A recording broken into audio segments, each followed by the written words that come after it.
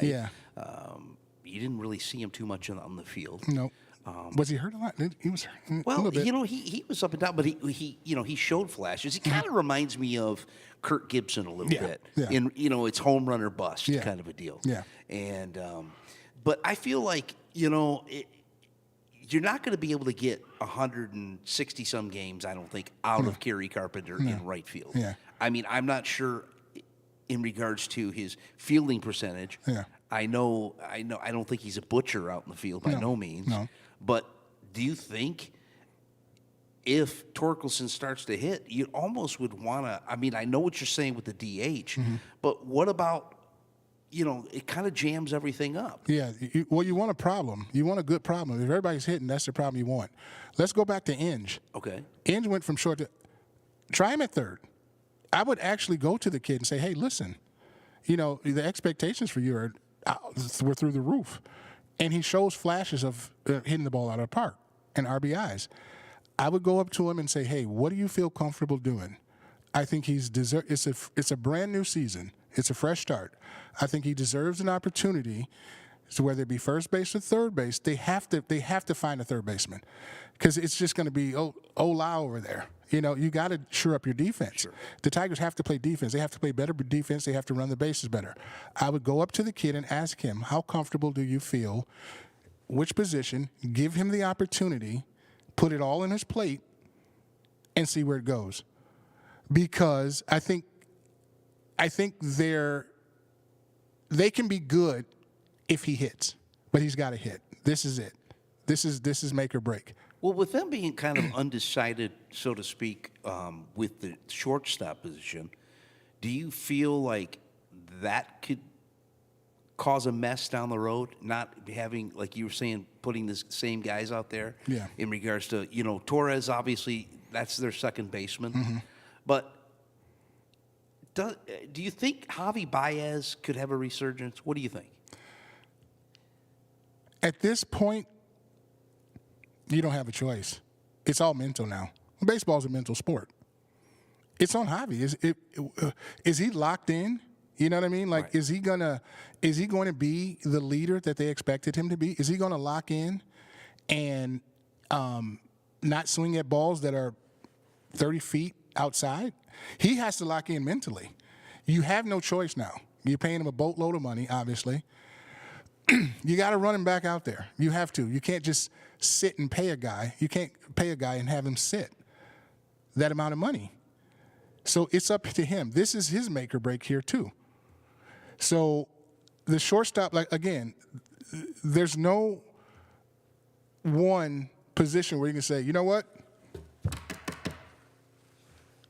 That's it, and that's Scooble. That's the only position you can say, and the pitchers, the pitching staff, because everybody else is kind of an all over. It's kind of a crapshoot right now. Like I said, they got to get better defensively in order to come out to a hot start, play better defense, run the bases better, and those players who haven't done what they're supposed to do in the past, Torkelson, they have to produce. I think they just make them better if they do. Sure. They were expecting both of those guys, big things. And if Torque can hit 265. And give you 30 homers? He may give me 22 homers. Okay. What do you think about, it just seems to me like when you look at the roster, they have a lot of plug-and-play guys. They do. That can play multiple positions. They do. Does that hurt you, or does that help you more? What do you think? Injury-wise, it helps. From an injury standpoint, it does. But psyche-wise, not knowing, hey, today I might be at short. No. Tomorrow I might be at third. You think that makes a difference? It makes a difference. It's hard to prepare. Okay. It's hard to prepare from short to third. It's hard to prepare from first to second. Like Keith, it's just difficult. You know what I mean? The ball comes off the bat, different angles. You have to make different plays. There's double play depth. It's a lot to it. That's why I said the teams that usually, win divisions and win championships have their guys in place. They just do. That's just kind of how it goes. Now, the Tigers are young, and their division is not the greatest. So, and then Hinch is going to win you some games himself. He's just that good to me. and that pitching staff, you know you got to win with Skubal. Sure. Flaherty's back, absolutely. right? Yeah. Skubal's probably arguably the best pitcher in baseball. I think. Like who? Yeah. You know what I mean? So you got that going for you. You got your staff going. Bullpen, but that everyday lineup and platooning and different playing left and playing, that's a lot. That's a lot. That's the trouble that I see, them having. They need to get out to a hard start because they will not climb out of a hole like that again this year. There's no way. It just won't happen. You are watching The Roar live right here on My Michigan Television, YouTube, Facebook, and beyond. Right there is a QR code to get in on the conversation. This is the Tiger edition of The Roar Live. We're so glad to be back with you, talking baseball. We'll be here every week, and looking forward to just 21 days until opening day. Who they got? Where they open? They open in L.A. or? L.A.? They open out west or Yes. Chicago? Is it Chicago? I believe it's L.A.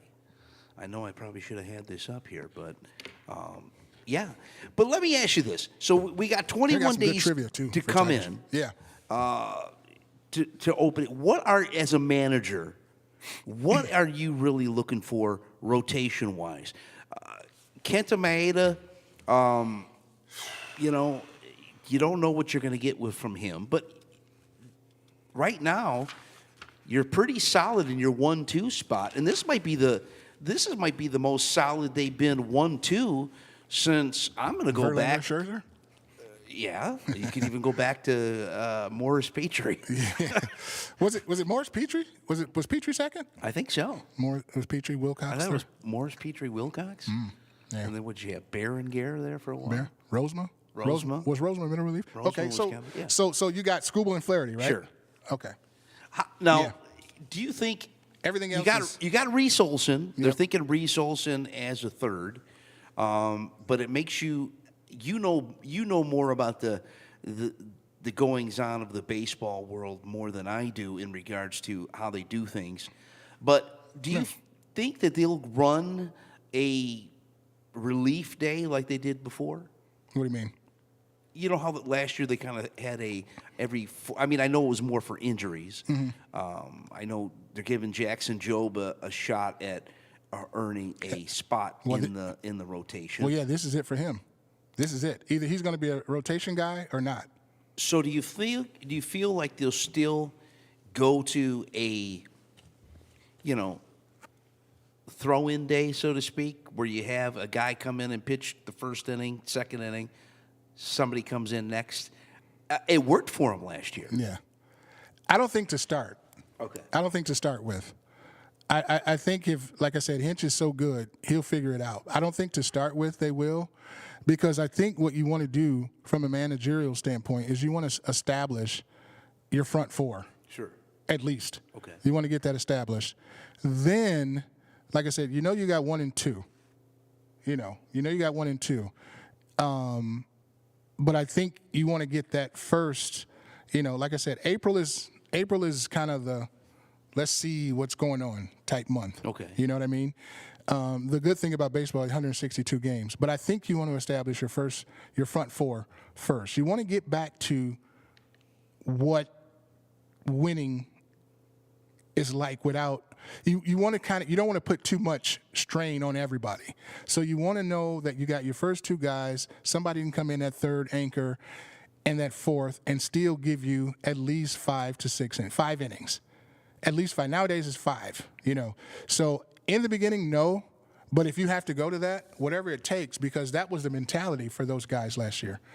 Whatever it takes, whoever it takes, to eat up some innings, we'll do it. So Hinch, like I said, you can't question, Hinch. He's working with, a bunch of young folks, and he's doing a great job with that. So he'll figure that out. But I think in the beginning, you want to establish your front four right off the rip. You want to know what you got. You want to know what you got. Not that, here, there. You don't want to do that. If things go the right way, though, they can have a pretty electric starting rotation. Skubal's probably the best there is right now. Oh, yeah. Flaherty's shown that he's back on the right track. Yep. They're going to have to. They start the home. They start in L.A. That's going to be a test to take on the defending champs. Well, yeah, and they will probably win again. They'll win the World Series again. They have 10 pitchers. Yeah. But I'll tell you, though. But that's a good start for the Tigers. It is. It's a great start. I like that. Get right into the trenches. Exactly. See what you make. Hey, I put Scooble up against any lineup. Any lineup. Great pitching will always be, it's hard to hit great pitchers. Where do you think the big question marks lie on this team? Third base, Okay. Torque, Javi? and your catcher. I want to see some productivity, some more product out of your catching. Like the catcher he controls the whole show. You know what I mean? Like infield, the dugout. Most catchers are leaders. I want to see catching, Torque. People say you don't like Torque. No, I just think that he, as high as he was drafted, there's something there, and he's just got to do it. People like him. He's a home. They like him here in Detroit. But yeah, I want to see him. I want to see them solidify the third base spot, whoever it may be, and play better defense and not make so many mental mistakes. I would like the Tigers. I wish they could get, one more, like a Martinez or something like that they could have back, like another star bat in the lineup. I really do. Because that helps. Somebody that they can, when the game's on the line or that person's up, the opposing team fears that. There's no fear in the Tigers lineup. It's just no fear.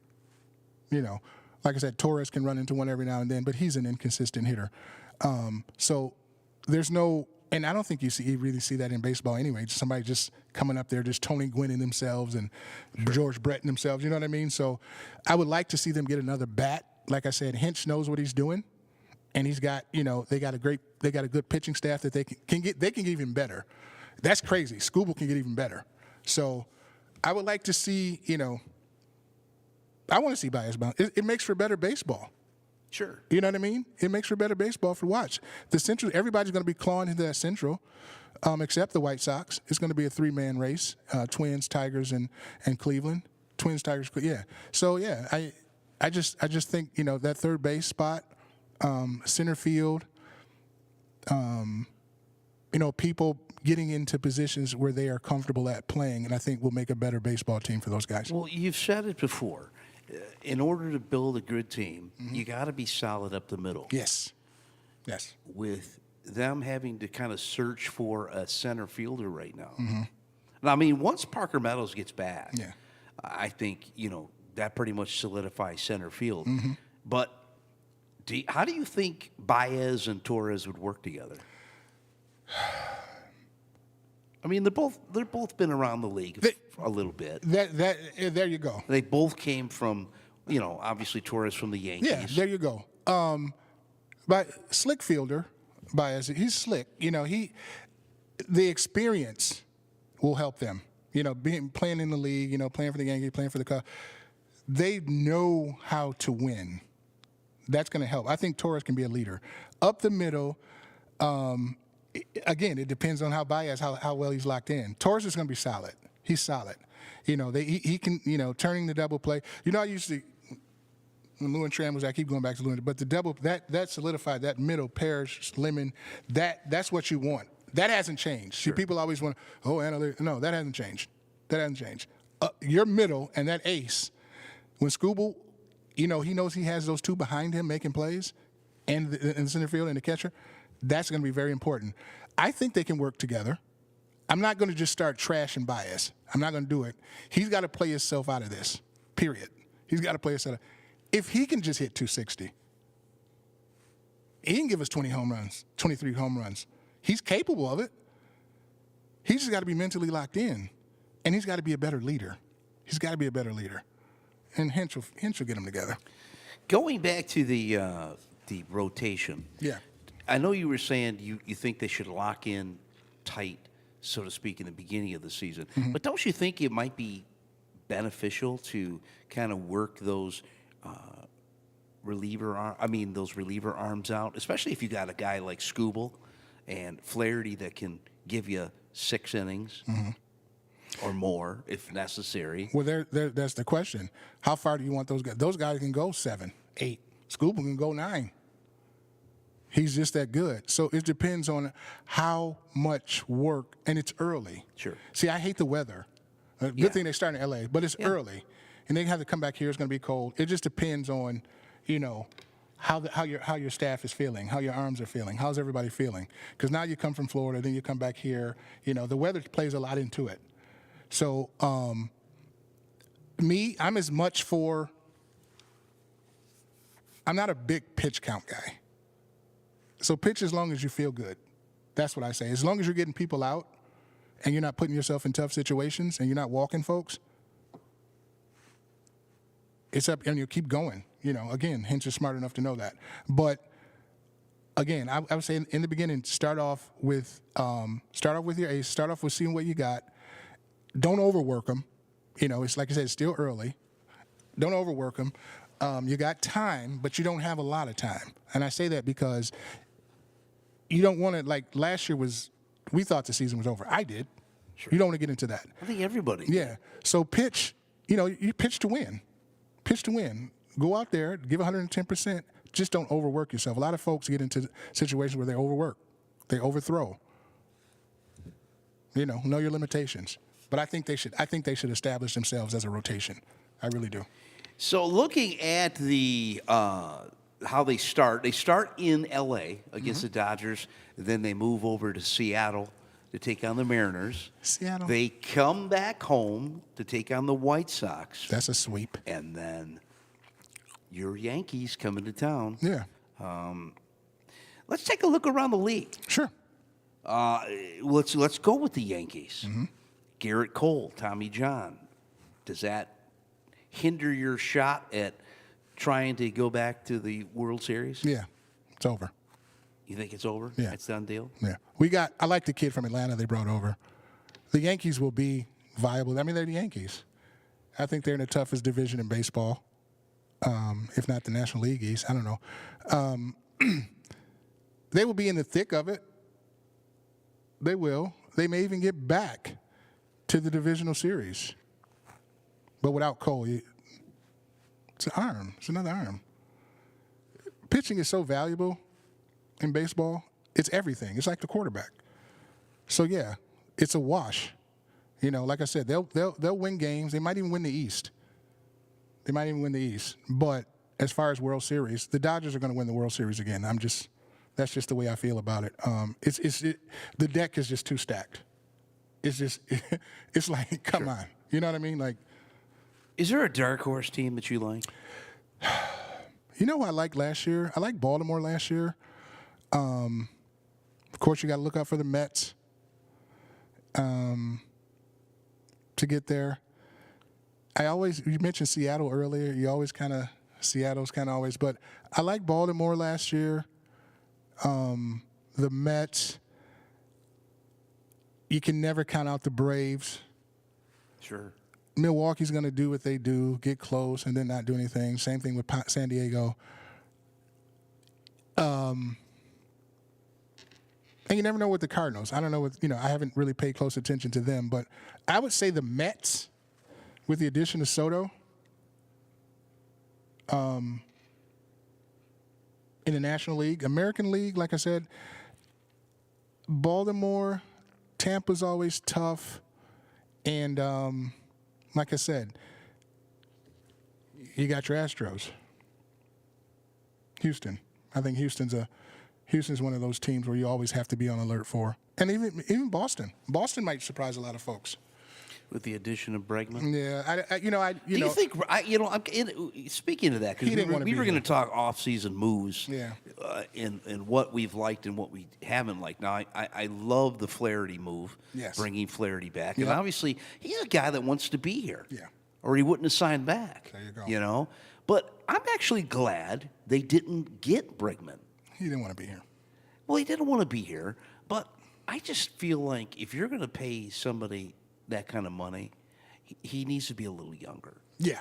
Yeah, I'm tired of these. I mean, I know He was already primed Detroit out. has to sign people for more money because this is not like your L.A. or New York kind of a deal. Right. But I'm just tired of these. I guess maybe, shell shock, so to speak, with when you look back over the past decade and so, where, Miggy's contract kind of was a cancer. Yeah.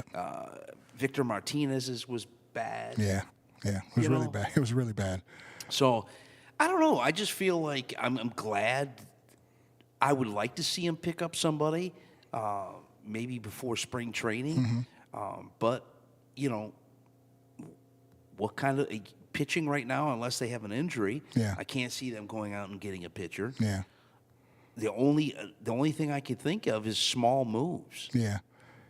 Yeah. The Bregman, he was never going to come here. Like, Hinch is his guy, so, he didn't even want to. And then he, like you said, he was primed out. He's out. He's past his prime. Sure. Why would you pay him, a guy that doesn't want to be here, who's going to probably leave, some type of opt-out, whatever he was going to do. He didn't want to be here, and then you're going to be looking all over again. Right. Hopefully the Tigers can get lucky and get somebody out of the system. You know what I mean? Some superstar out of the system. It can be done. Everything doesn't have to go out and, get a big bat. It doesn't always have to be that way. It helps, but it doesn't always have to be. I didn't think, like I said, I'm glad he didn't sign him. He wanted a boatload of money, go to Boston. And if he came here anyway, he wasn't going to make a difference. It wasn't going to be that big of a difference. He was complaining about, the length of the fences and things like that. So, just that's a red flag. A guy want to play baseball, you come no matter where you play. He didn't want to be here, so to heck with it.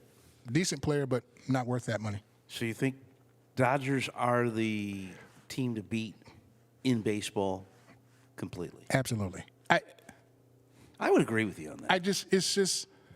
Again, they have all the pitchers.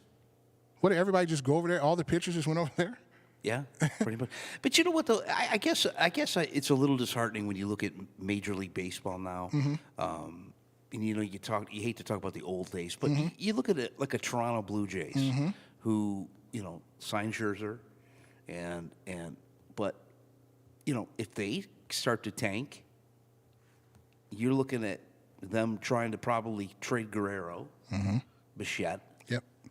So it's almost like there's so much parity in baseball right now that really the only team to run away with anything, that could run away with everything, if everything, they don't have injuries and stuff, is L.A. I mean, because, you have a team that, when you look at the National League West, you have a team like the Padres who made a run, and now they seem to be dismantling. Yep. Yep. And then you have teams like the Tampa Bay Rays, who make a run, but even though you have parity, it's not parity because these smaller market teams, like KC, they just can't seem to sustain. They're always in the mix, but it's almost like they don't have the budget to put them over. Yeah, and I don't know. I just think it's kind of been, something to me that is really put a damper on. I mean, because when you look at baseball, even back in the 80s, everybody was good. You didn't have too many bad teams. Yeah. Every team was battling every year. Yeah. The Tigers, the Royals. Yeah. Now it's just Orioles. Yeah. I mean, these teams were. It just seemed like there was more competition, so to speak. Yeah, it was more competition. To me, it was better baseball. But what the Dodgers are doing and what the Yankees, they have.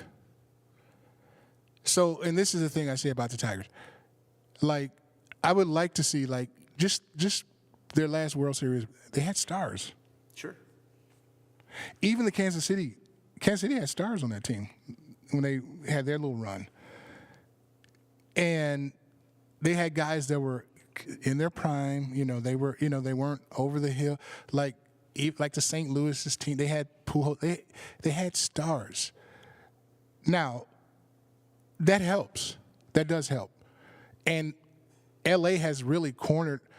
They've actually really cornered the market more so than even the Yankees, because what people forget about with the Yankees is that, back in the day they would go buy a Winfield. They would get a Reggie Jackson. But those Jeter was homegrown. So it can work. You can find, you know what I mean?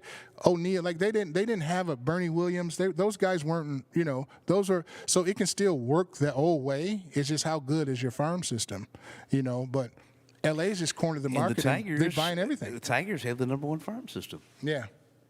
Makes you wonder Yeah. how this plays out if, obviously there's not any guys out there that I see the Tigers trading for. What do you think the chances are they rush some of these guys along, like a Max Clark or a McConaughey? They were kind of talking about it last year, right? Like, yeah. So, I mean, how good do you think that could be, though? You know what? When you rush them too quick. Yeah. Now that can be. Now that's your management there. Sure. That's where the management comes in, right? Because kids can play down here, but when they get up here, it's a total. So I think that a lot of that is time, like time. I don't think you can rush kids up. I don't think you can, unless he's just here, unless it's just off the charts, Right. You know what I mean? Like, and that's where you have to see it. That's the judgment. That's the risk. That's the gamble for general managers to see. Hey, you know what? This kid is special. He can go. He can go do this. Not everybody can do that. So it's a timing thing. You can't rush players along, and that's unfortunate because the seasons go and you're not competing or you're not winning, but it takes time. It just does. That's just one of those things. You cannot always hit on a Jahmyr Gibbs. Sure. Boom. Right. So it takes time. And the Tigers have a good farm system. It's just up to the general managing and the folks in Toledo and Hinch, and they have to all come together collectively and say, hey, you got to be very careful, like the whole Job thing. So you got to, the show is a whole lot different than Toledo. So you got to make sure that the kids are ready and primed to go. But unfortunately, it takes a little bit of time to do that. It takes time. You can't rush it. Well, you are watching the Roar Live Tiger Edition right here on My Michigan TV, YouTube, Facebook, and beyond. So glad you came along with us tonight. Yep. And we'll be here each and every week talking Tiger baseball. And we want to hear from you. That is the QR code to call into the show. We will have special guests, of course. This show's going to be kind of like the Roar Live with the Lions. Yes. Even though it won't be game day. Right. Every week, but we're going to have some special guests come in, and of course we want to hear from you, the viewers of the show. Yeah. We had such a great time doing the Lions.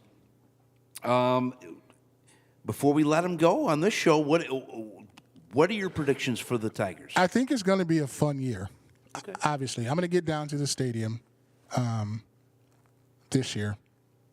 I want to see some live baseball. Some Tiger baseball. I think it's going to be fun. I can watch any baseball game. Doesn't matter who's playing.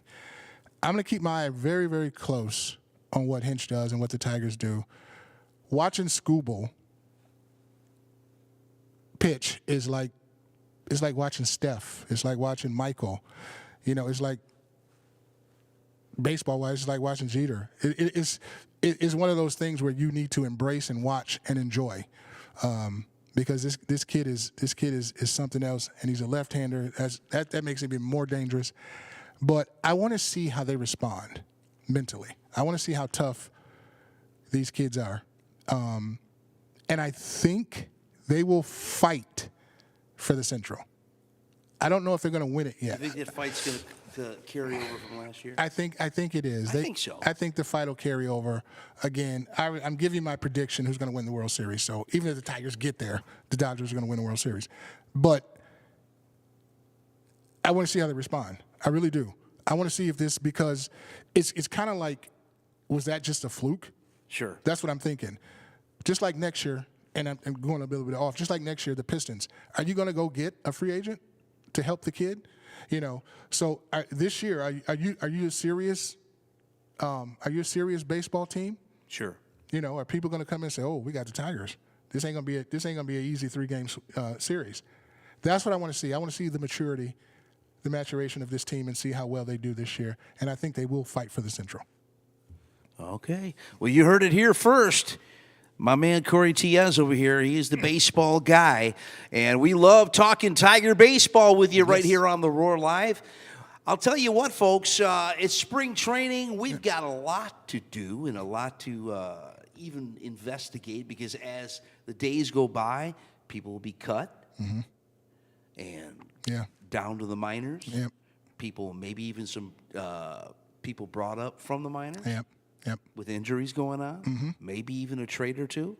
I'm looking forward to it. This is I always get excited about opening spring training. Yeah, spring training. It's kind of like February's here, and summer's right around the corner. It is. Summer's right around the corner.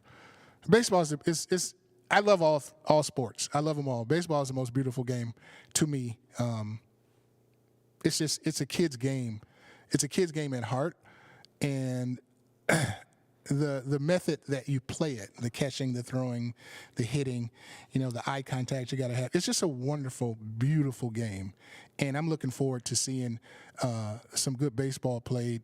Of course, I'll be, I'm always going to root for my Yankees, but I'm really interested to see, what the Tigers do, and I think they have a chance to, make get this. This is a baseball tradition. It's not like It's not like this is a losing organization. These guys been to World Series. They've won World Series. So hey, let's see. And like I said, they got a great leader in Hinch, so I'm excited, very excited. Well, we want to thank you for coming along with us here today on the Roar Live, the Tigers edition. I'm Scotty William. Thank you so much. That's Corey Tiez. We'll be with you all season long. Yes, sir. Once a week, we'll have your Tiger coverage. And, of course, once a week, we'd love to hear from you. And you can find us on the Roar Live Facebook. Of course, you can also find us on your favorite podcasting platform, the Cohen Bro Opinion Show. We'll be doing the show from here live. We've been talking about it. We got Tiger Trivia, too? We're going to be doing that? We'll be doing Tiger Trivia. Oh, yeah. I think it's going to be a lot like how much fun we had with the Lions. Yeah. It'll just be that way with the Tigers. Yep. I would love to have this 162 games, Absolutely. but it is what it is, man. That's a lot of baseball. A lot of baseball. But we'll see you next time on the Roar Live. Right here on My Michigan TV, YouTube, Facebook, and beyond. We'll see you next time. See you next time, folks.